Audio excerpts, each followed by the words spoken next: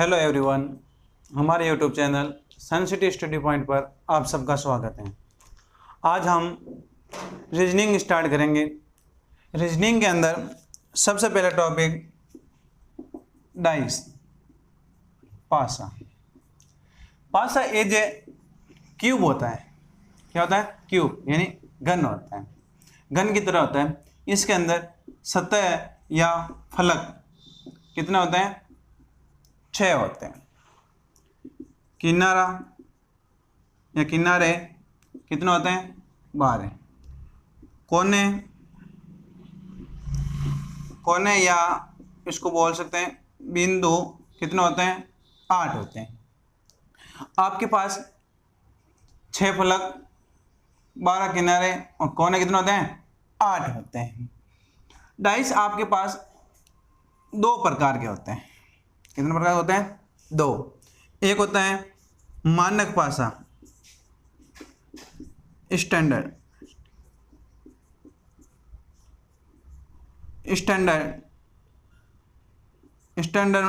Dice.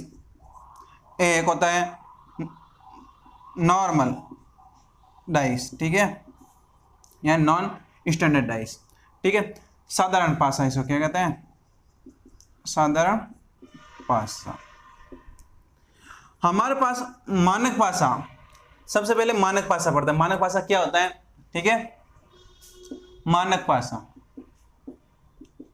मानक पासा ऐसा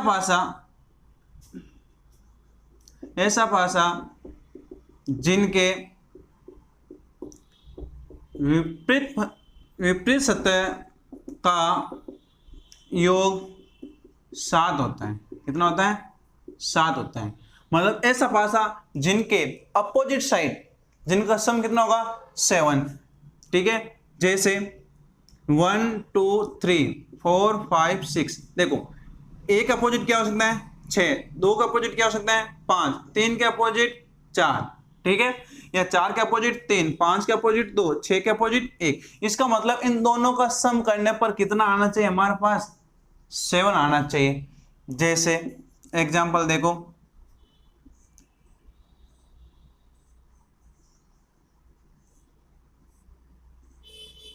1 3 2, मैंने आपके पास दे दिया। अब पूछ लिया एक के विपरीत क्या होगा? अपोजिट क्या हो? विपरीत क्या होगा? अब देखो, सबसे पहले बात हुई थी कि आपके पास मानक पासा के अंदर हमेशा उसके विपरीत फलकों का योग कितना होता है? 7। तो अब एक के अंदर क्या जोड़ो उसका 7 हो जाए तो 6। एक का विपरीत क्या हो गया? 6। 2 का विपरीत क्या हो गया? 5। 3 का विपरीत क्या हो गया?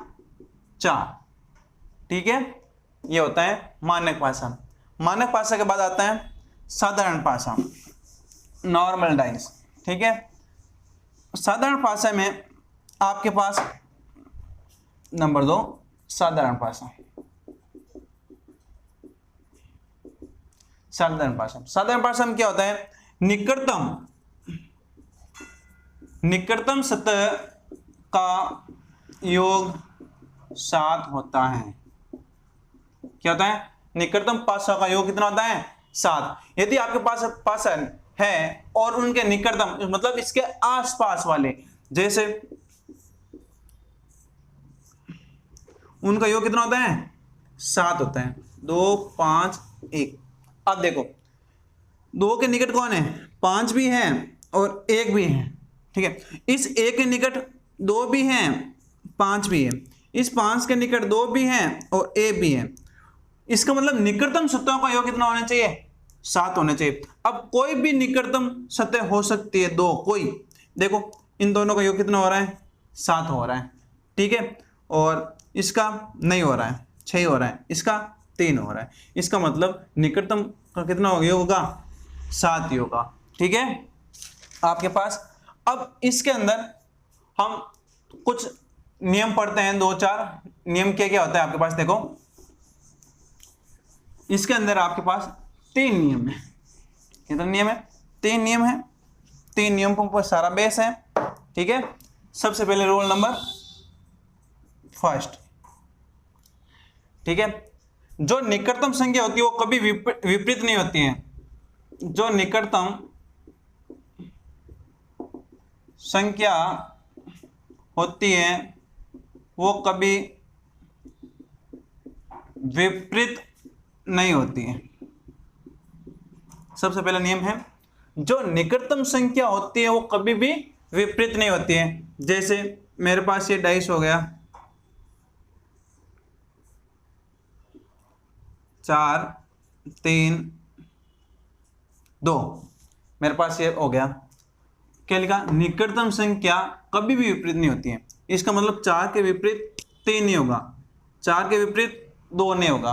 तो क्या होगा? जैसे मैंने पूछ लिया 4 के विपरीत क्या होगा, जैसे एक और डाइस ले लेते हैं,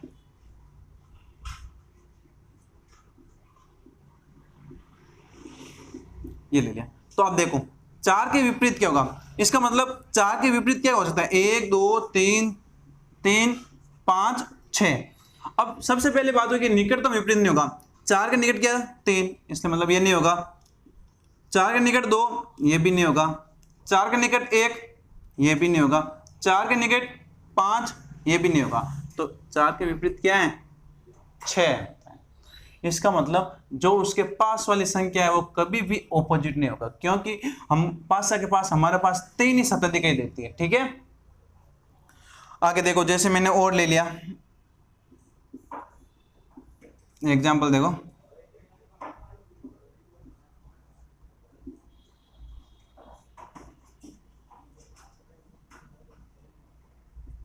ए B D, A E F, ये हमारे पास है। ठीक है, अब देखो, अब मैंने पूछ लिया ए के विपरीत क्या होगा। क्या होगा? ए के विपरीत। इसका मतलब A B C D E F, ये आपके पास है। अब देखो निकटतम नहीं होता है, ए का पड़ोसी बी नहीं हो सकता है, और लो डी नहीं हो सकता है, ई नहीं हो सकता है, एफ नहीं हो सकता है। तो ए के विपरीत क्या है? सी है। ये क्या है? आपके पास फर्स्ट रूल है। ठीक है, सेकेंड देखो आपके पास, अब सेकेंड रूल क्या कहते हैं?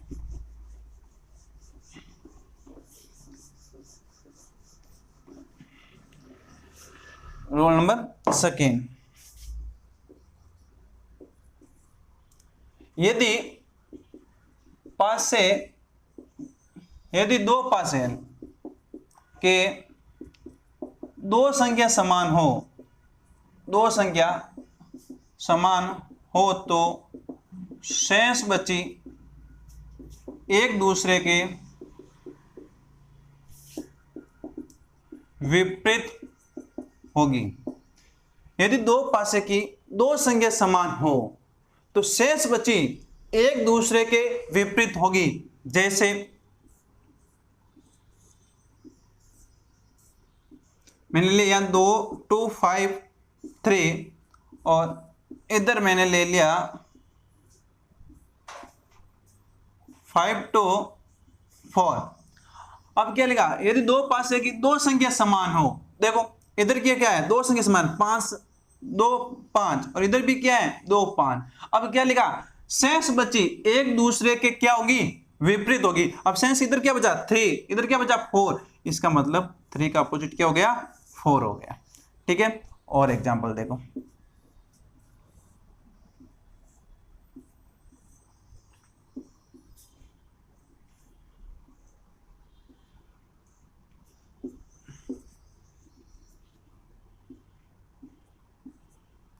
ये देखो, अब देखो इसमें दो संख्या समान है, 1 4 1 4, दोनों समान होगी। अब शेष बची, शेष क्या बची? इधर 3 बचा, इधर क्या बचा? 2। इसका मतलब 3 का अपोजिट क्या हो गया? 2 हो गया। और देखो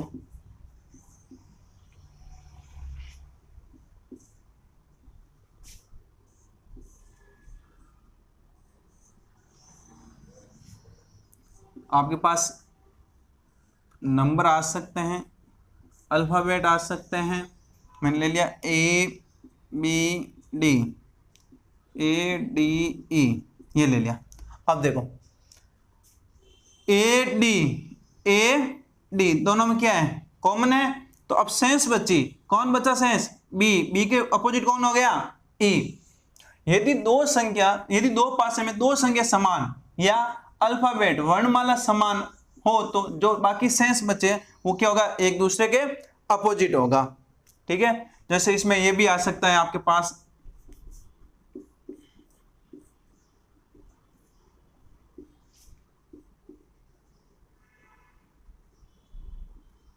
मैंने इधर ले लिया बराबर डॉलर और प्लस बराबर डॉलर माइनस। अब देखो इसमें दो संख्या, देखो बराबर और डॉलर, इधर भी क्या है बराबर और डॉलर दोनों है, तो अब पीछे क्या बचा, प्लस, प्लस के अपोजिट क्या होगा, माइनस। ये ऐसे होता है। ठीक है, दूसरा नियम हो गया। अब देखो तीसरा नियम, ऐसा कोई भी सवाल नहीं है जो तीसरे नियम से नहीं होगा। सबसे एंड तीसरा नियम, इसको हम रामबाण भी कह सकते हैं।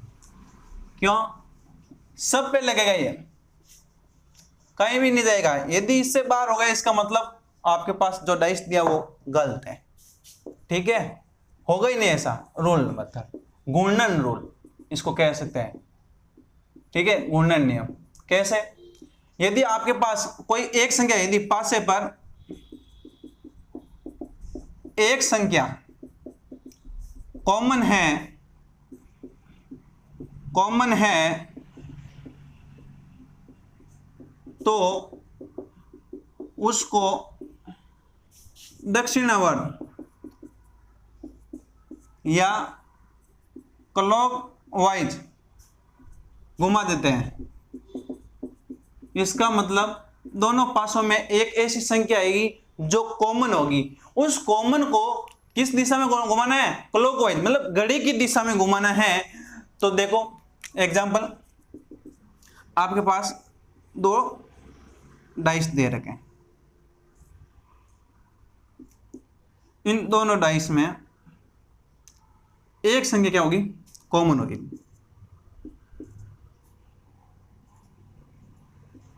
ये मैंने ले लिया दो डाइस। अब देखो इन दोनों में 2 क्या है, कॉमन है, तो इसका मतलब इसको किधर घुमाना है, क्लॉकवाइज, ऐसे ही घूमेगा ये। तो देखो 2 1 3 ये इधर घूमेगा, ये कैसे घूमेगा, क्लॉकवाइज। देखो 2 4 5, इसका मतलब 1 का अपोजिट 4, 3 का 5, तो 2 का अपोजिट क्या होगा, जो पीछे बचा क्या हो गया, 6।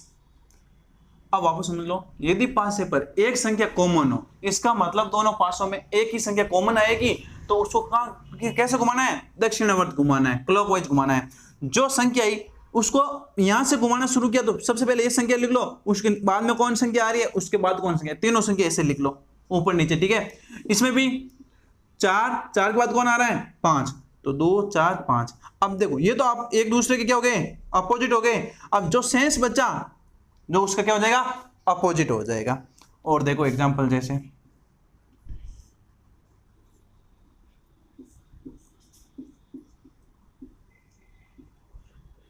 ये आपके पास दे रखा है। ठीक है, ACB, और इधर ले लेता हूं मैं DE, यहां लेता हूं B और यहां लेते हैं D। ठीक है, अब देखो इन दोनों में कुछ कॉमन है क्या, सबसे पहले बिल्कुल कॉमन है, क्या है, B है। जो B है इसका मतलब इसके क्या है ना, घड़ी की दिशा में, मतलब क्लॉकवाइज दिशा में। तो कैसे, घड़ी ऐसे ही घूमती है, और लो इसमें घड़ी कैसे घूमती है, ऐसे। तो इसमें लिखो B के बाद कौन आ रहा है, C के बाद कौन आ रहा है, A। इधर देखो B के बाद कौन आ रहा है, D के बाद E। इसका मतलब C का अपोजिट क्या है, D, और E का अपोजिट क्या है, A। अब यहां कौन बचा, बाकी F बचा, इसका मतलब B का अपोजिट क्या हो गया, F हो गया। ये ऐसे होता है, सबसे इंपॉर्टेंट ये रूल है। अब देखो पहला आपके पास रूल था निकटतम संख्या कभी पास में नहीं होती है, फर्स्ट रूल। सेकेंड रूल था आपके पास दो संख्या कॉमन होगी, संख्या कॉमन होगी। थर्ड है, थर्ड में क्या होगा, ओनली फॉर एक संख्या कॉमन होगी। ठीक है, क्या होगी, एक संख्या कॉमन होगी। अब इसके बाद डाइस आपके पास, थोड़ा सा ओपन डाइस के बारे में बात कर लेते हैं। ये तो आपके पास बंद डाइस था, अगली वाली संख्या पूछ ली, ये था। अब बात करते हैं हम लोग ओपन डाइस, मतलब खुला डाइस। जब आपको डाइस खोल के दे दे तब क्या होगा। ओपन डाइस के अंदर आपके पास खुली संरचना मिल सकती है या खुली को बंद करना मिल सकता है, कुछ ऐसा मिलेगा, ठीक है। तो ओपन डाइस, खुला पासा, ठीक है। ओपन डाइस के अंदर यह ध्यान रखना कि एक छोड़ के एक हमेशा क्या होता है, विपरीत होता है। जैसे मैंने कुछ ऐसे बना दिया,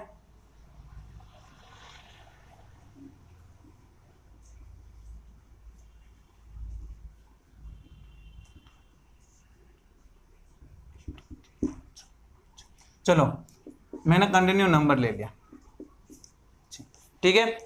ओपन डाइस के अंदर हमेशा एक बॉक्स छोड़ के एक बॉक्स आपस में क्या होता है, विपरीत होता है। तो 2 का विपरीत क्या हो गया, 4, 3 का विपरीत 5, तो 1 का विपरीत क्या हो गया आपके पास, 6 हो गया, ठीक है। जैसे इस डाइस को ऐसे दे दिया,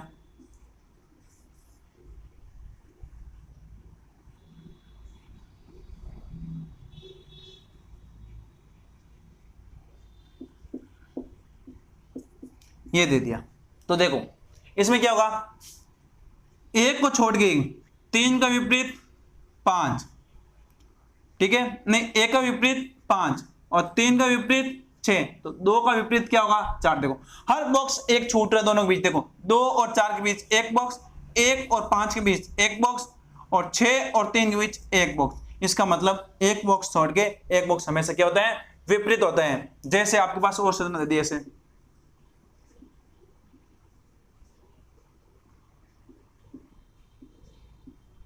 1 2 3 4 5 6, 1 के विपरीत 3, 4 के विपरीत 5, तो 2 के विपरीत क्या होगा, 5, ठीक है। और ठीक है, जैसे एग्जांपल लेते हैं, चलो यही मैं ले लेता हूं एग्जांपल, ये अब देखो ये बोल रहे हैं कि A के विपरीत 6, मैंने आपके पास 4 कोई डाइस दे दिए, देखो इनमें से कौन सी आकृति बन सकती है, क्या पूछेगा, कौन सी आकृति बन सकती है। चलो मैं 3 ही ले रहा हूं, ठीक है।